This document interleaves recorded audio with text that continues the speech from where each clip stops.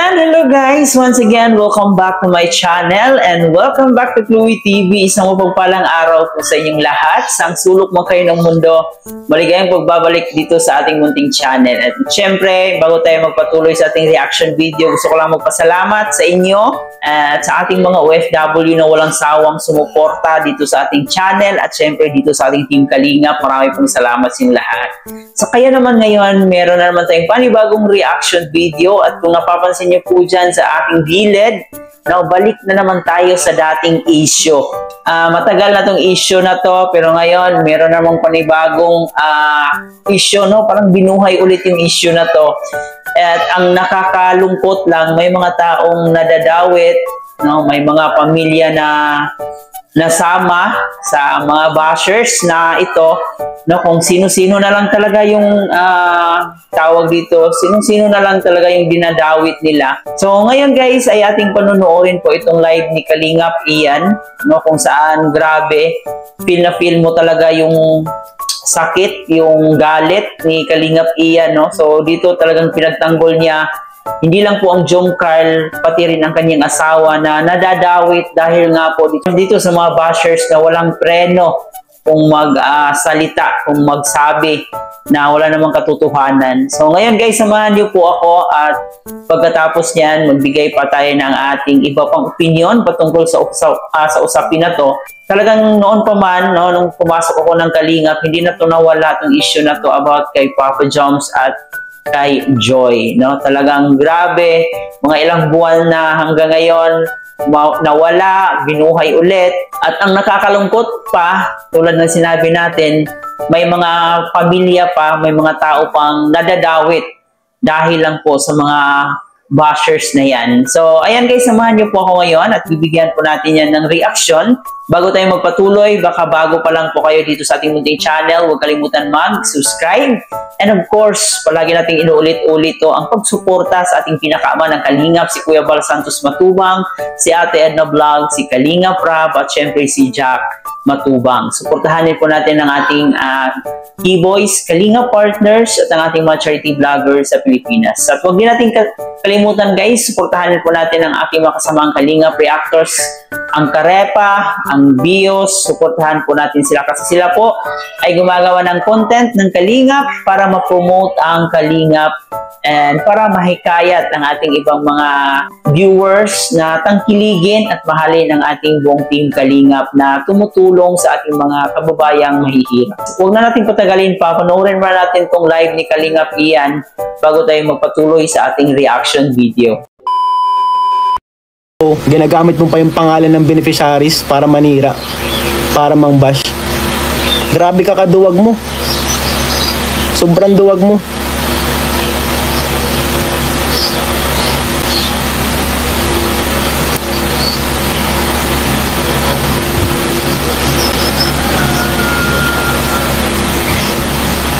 Dami mong alam. Marali naman.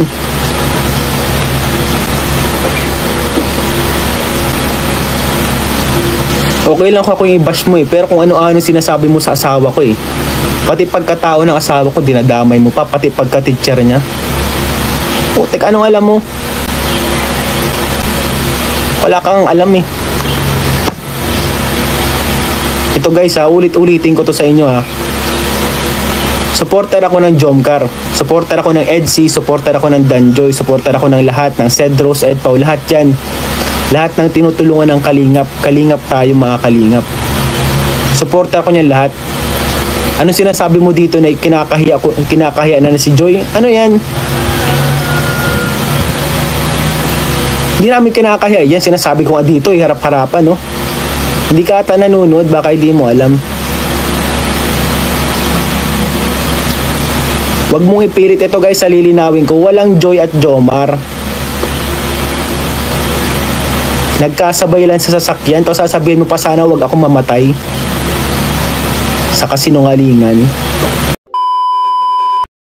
So yun na nga po guys, no, nakita po natin, no, damang-dama po natin yung galit ni Kalingap Ian kasi ibang usapan na po talaga pag nadadawit na po yung partners natin, yung pamilya natin. So sabi nga niya dito, okay lang na siya yung ibabash no, wag lang yung asawa niya. And take note guys, yung bashers na to, talagang alam na alam niya yung buhay ng asawa niya, and pati rin yung career ng asawa ni Kalingap Ian, isinasali pa sa pangbabash. And dito talagang napifeel ko talaga yung galit ni Kalingap Ian, no? Siguro kung nasa harapan lang yung bashers na yun ni Kalingap Ian, nasuntok na yon. Kahit sino guys, talagang hindi makapagtimpi pag nadadawit na yung pamilya natin. And isa din po dito sa naging topic niya is yung protekta niya sa pangalan ng Jomcar. Dahil nga po itong bashers na to ay ginagamit umano yung pangalan ni Jomar, ginagamit yung pangalan ng beneficiary. So ayun, parang mas lalong nagalit si Kalingap Ian. Nagtatago umano ito sa isang pangalan ng beneficiary. So nakakalungkot lang guys na may mga taong mga duwag, no, hindi kayang magpakita at magtatago lang sa mga pangalan ng mga ibang tao.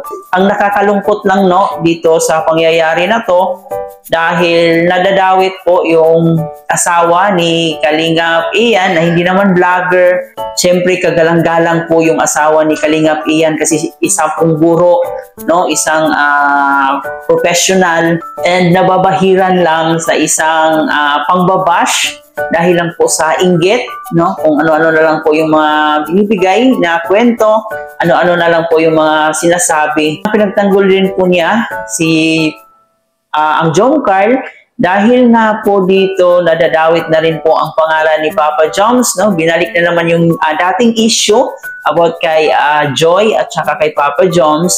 Nung pumasok ako sa Kalingap guys, naging issue na rin po ito, mga ilang months na ba? Mga June ata yun, mga June or July, hindi ko alam, pero nakalimutan ko kung anong exact date. Basta naging issue na rin po yung si Joy at si Kalingap Jomar na may relasyon umano. Nawala yun, tapos ngayon binuhay ulit. Noon pa man yan guys, talagang issue na po daw yan na may relasyon, pero wala po yung katotohanan. Andito mismo rin po si Kalingap Ian na po ang nagsabi na talagang wala pong relasyon na namamagitan kay Kalingap Jomar at kay Joy. Noon pa man ay klinaro na po yan ni Kalingap Jomar, at dito rin sinabi rin ni Kalingap Ian yung totoo kasi sila po ay matalik na magkaibigan ni Papa Jom, so alam na alam niya po ang katotohanan sa dalawang yan. So sila po ay magkaibigan lamang at wala pong namamagitan kay Joy at kay Papa Joms. So alam na din naman natin ngayon na ibang level na yung Jomcar natin. So bakit i-connect pa natin si Papa Joms doon sa isang tao na alam din naman natin na may collab team ito.